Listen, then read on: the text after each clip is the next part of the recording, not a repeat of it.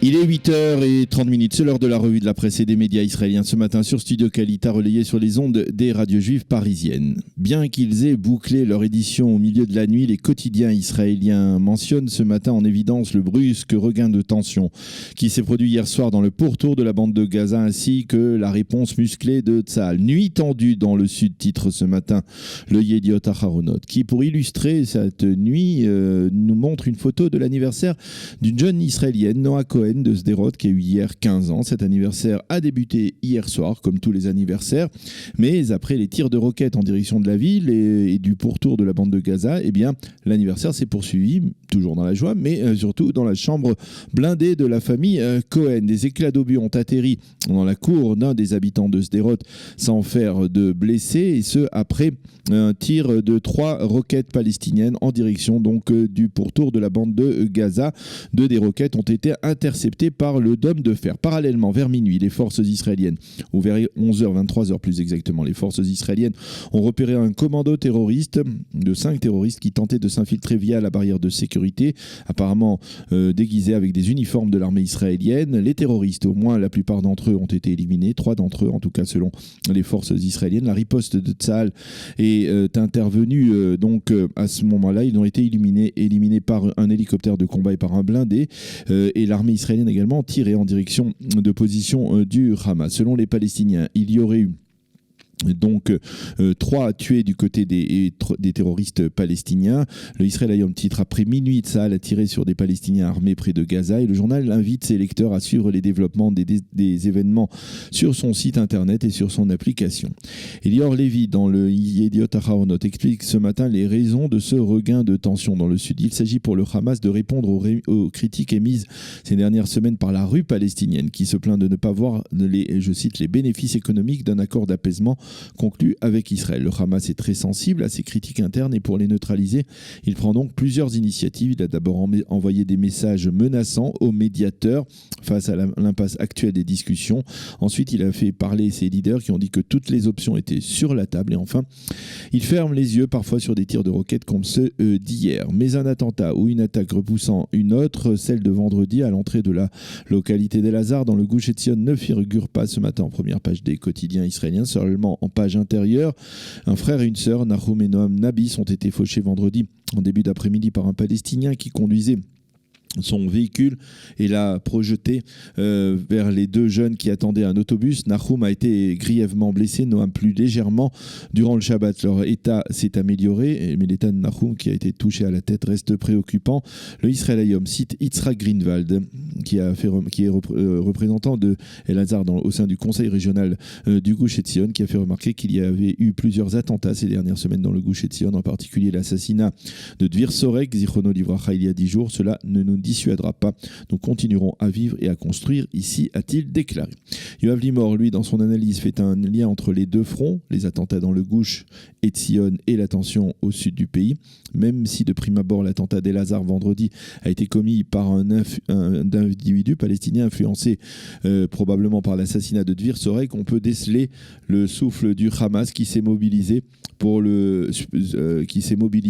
la semaine dernière sur le mont du Temple après les émeutes, affirme donc Yoav Limor dans son analyse dans le Israël Hayom. La saga de la visite des 2 élus démocrates américaines en Israël figure en bonne place dans la presse des médias israéliens de ce matin.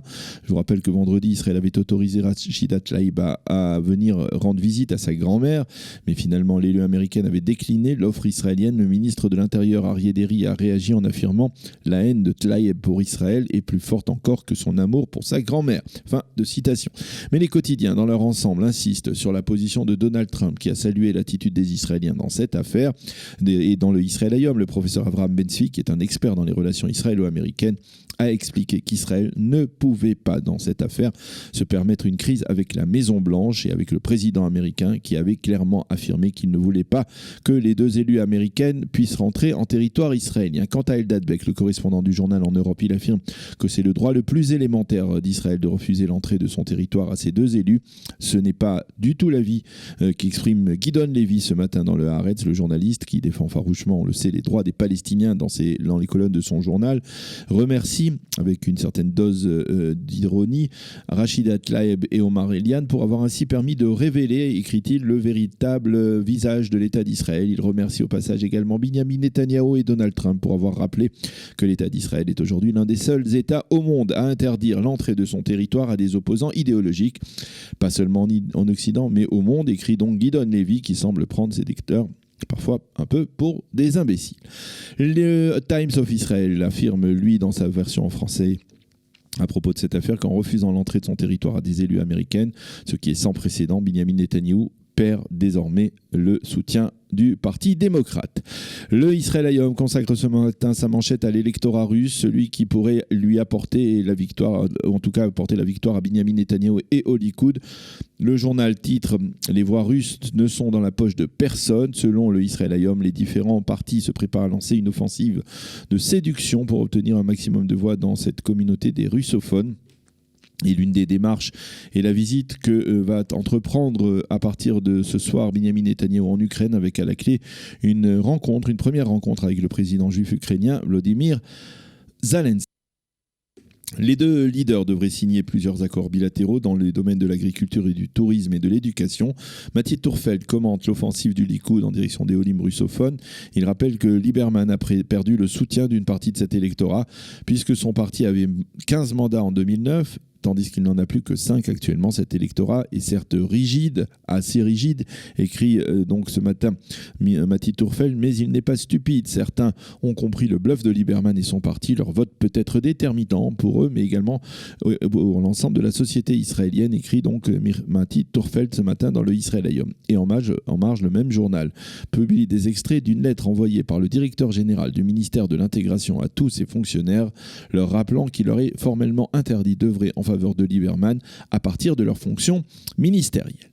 Le Maariv lui fournit 2 développements électoraux intéressants. D'abord, l'altercation indirecte entre Ayman Oudeh, le leader de la liste arabe unifiée, et Ehud Barak de l'Union démocrate.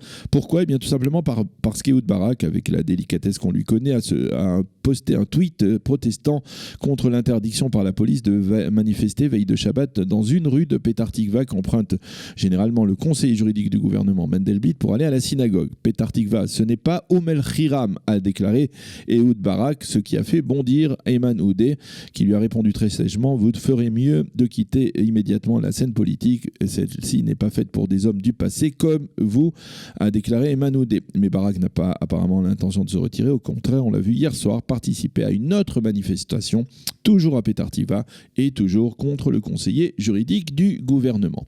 Plus discrètement, ce matin, les quotidiens israéliens annoncent que Chaim Katz, le ministre du Travail et des Affaires sociales, a démissionné vendredi de ses fonctions et que cette démission prendra effet aujourd'hui. Le Israël Hayom indique que M. Netanyahou n'aurait pas l'intention de nommer un nouveau ministre à ce poste avant les élections. Et puis nous terminerons par un titre intéressant en une également du Israël Hayom, le nombre de lycéens israéliens qui apprennent l'arabe avec un coefficient maximal de 5 pour le baccalauréat a augmenté. Il est passé de 2000 à 3000 en quelques 6 années ou 7 années. Et le journal souligne que la langue arabe facilite l'accès de certaines unités des renseignements militaires israéliens durant le service dans Tsahal, même s'il n'est pas certain que ce soit là la motivation de l'ensemble des lycéens israéliens. Voilà donc pour cette revue de la presse et des médias israéliens.